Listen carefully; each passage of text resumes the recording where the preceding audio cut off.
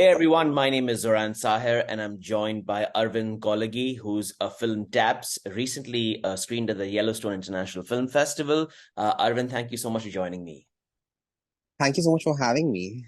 Not at all. It's a pleasure talking to you, Arvind, and I think such a subject which is so, I guess, fast and few in today's day and age. You made a wonderful short film called, obviously, TAPS, which I want to get straight into. Firstly, why TAPS? Why the title taps or why the Why the film why taps? the why the why the title taps? Because let me just kind of dive a bit deeper into it, because obviously it is a sort of a stressful romantic film between two between a gay couple, obviously. And it obviously kind of tackles about the kind of day-to-day issues. It tackles the stress aspects of it tackles the anxiety the two of them have, and it also kind of touches upon the anxiety the two of them share between each other. But I think throughout the whole duration of the film, one always wonders, because there is a kind of a hint written on a scene which I won't obviously reveal. I'll let you do that. But why is it title taps?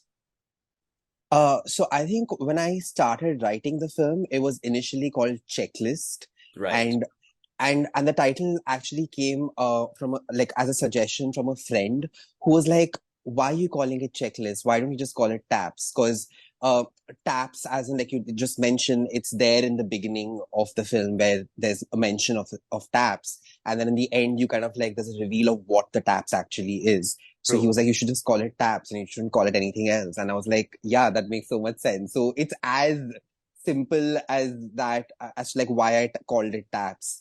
True. It was a suggestion, and I'm like, yeah, I'm going to take the suggestion. It makes so much sense. So True. that's literally why I titled it taps.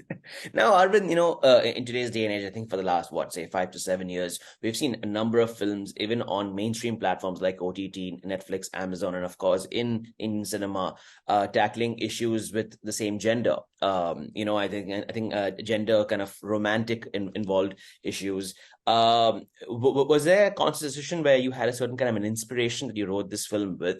So basically, I've always wanted to be a filmmaker, Hmm. and I had reached this point where I was doing everything else except actually write my own short film or own film or whatever.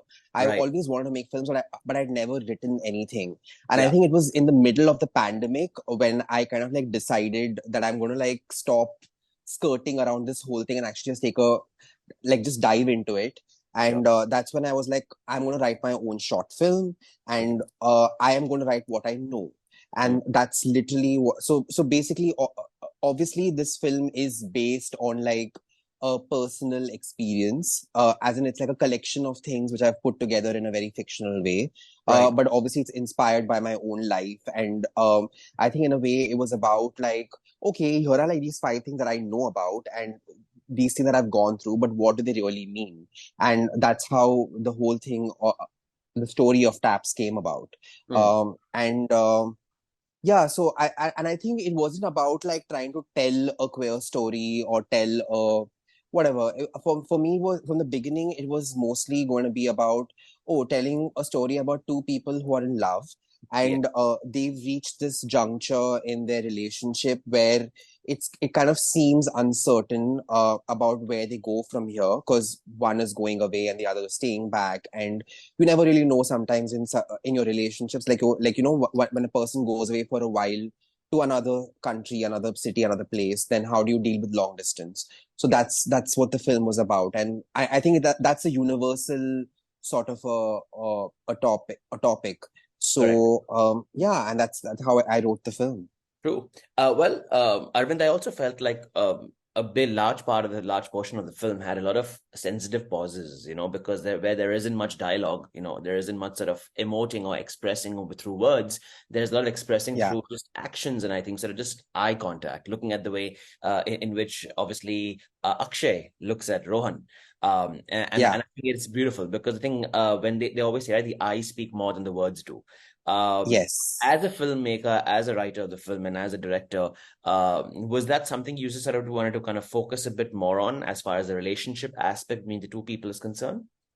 Yes. For me, I was like the only real estate I have in terms of like the runtime is like by 15 minutes, Sure. and I think like the brief that I also gave my actors and told myself was that we only have 15 minutes to convey that these two boys have been in a relationship for 5 years. Hmm. So it's all those little gestures that you kind of like kind of like those little gestures, the way Yes. you treat your bodies around each other, that level of comfort that you have.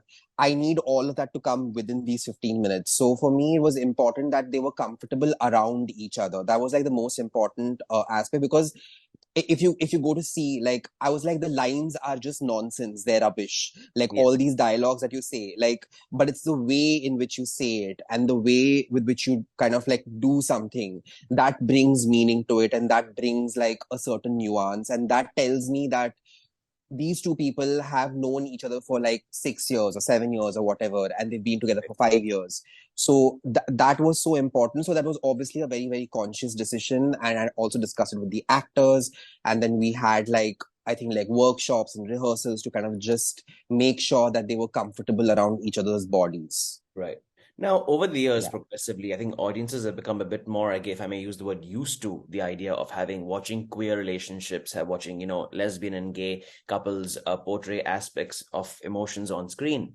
And I think as time has gone by, and sensibilities have progressed, people have become a bit more mature in the way in which they think. And I think that kind of shows in the kind of work that is being put out there these days. And I think this is a film which yet again Yes. tackles aspects of real sensitivity, but with maturity. Um, Yeah. I think as somebody who is obviously behind the screen and behind the lens, seeing it from a very different eye from the way in which an audience sees it. During the filmmaking process of it, were there aspects where you felt like, listen, I don't want to take this angle. I don't want to sort of, really tickle the audience in the wrong way. Or did you have those thoughts going through your mind while making I think I was just like over prepared. I'd it? written the script in 2020, then I put it away, and then there was this grant that I applied for, the Kashish Q Drishti grant that they give out every year to queer filmmakers to tell queer stories.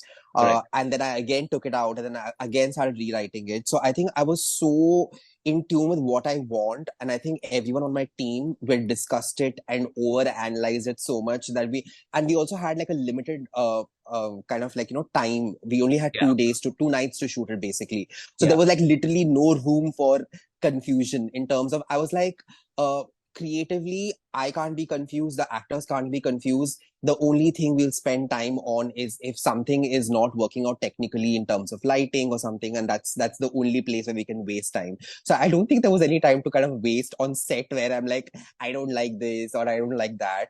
There were a couple of places where maybe like the framing was a little off or something, and then like the DOP would amazing DOP Anurag Solanki, who I worked with, he would suggest like, oh, should we do it in this way? And I'm like, yeah.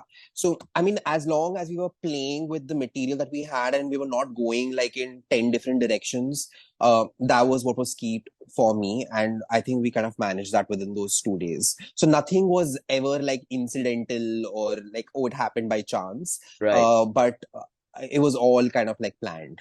Right. Now, Arvind, the ending of this film obviously is a bit open-ended because a lot of people will sort of wonder as to what happens next. Because, of course, he goes all the way, Yes. he goes away, and it's like, I hope we make it through this year. That line that comes in the end, Yeah. and I hope it kind of all works out and stuff. Do you see a sequel to this film? Do you see in any Oh which way God. this film taking shape to like the next part of their lives together, if they're together, if together? I mean, have you given it I a thought? have, I have, my especially my actor who plays Akshay, Rohit Mehra.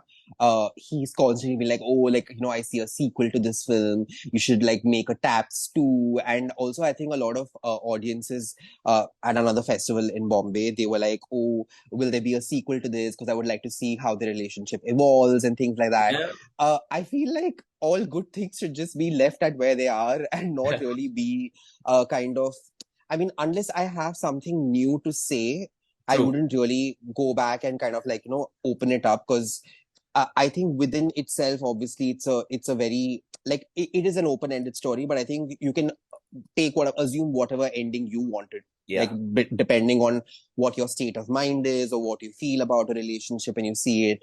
Yeah. So for me, it's a happy ending. Like I was Right. like, I want to make a queer film that is not about like crying or coming out or being victimized. I want to see like how we see any other normal relationship, especially when we see Indian cinema, we see a lot of like heterosexual relationships that are Correct. like whatever, like you see like slice of life stuff. So I was like, I want to make that, and Yeah. because that's what I associate with. So for me, it's a Yeah. very happy ending.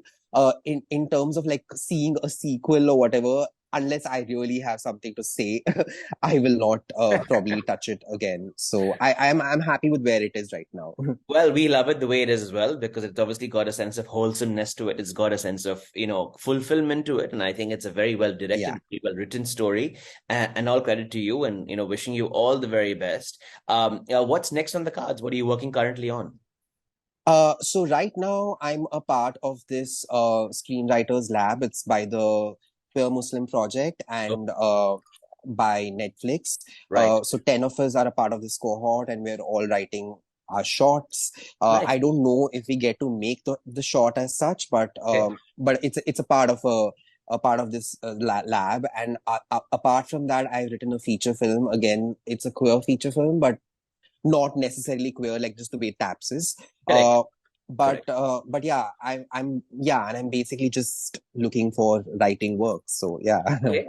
That's awesome. Well, wishing you yeah. all the very best, Arvind. Thank you so much for talking to me Thank you, and to many more exciting films in the pipeline. thank you so much, Raj.